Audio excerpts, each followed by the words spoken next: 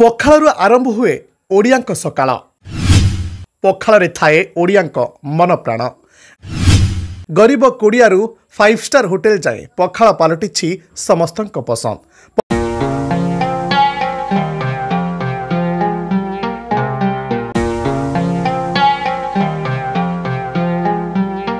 पखाळ आम ओडिशार धनी गरीब और मध्यवित्त सबु प्रकार परिवार भोक मेटाइबा परी एक सरल खाद्य।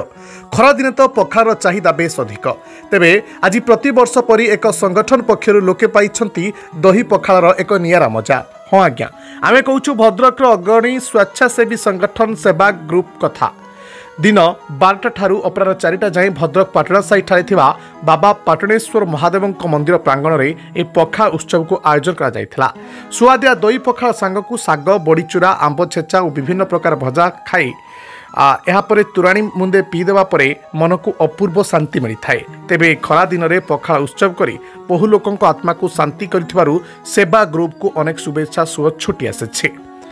संबित कुमार बारिक भद्रक सेवा ग्रुप जन सदस्य कार्यक्रम होची बैशाखी मासर जो पखाळ खिया कार्यक्रम जद्वारा यहाँ प्रथम वर्ष भद्रक सेवा ग्रुप तरफ आम जन मेम्बर जे अनंत प्रसाद लाहा करिसेंती एवं आमे तांको समस्ते सहायता हाथ बढ़ाइछु कि आज जो पखाळ कार्यक्रम हला 500 लोक आयोजन करिथु।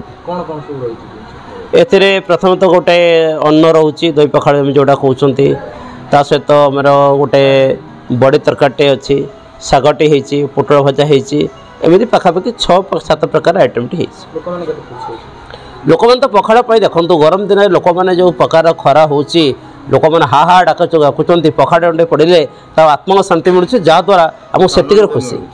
Bureau report 80 news.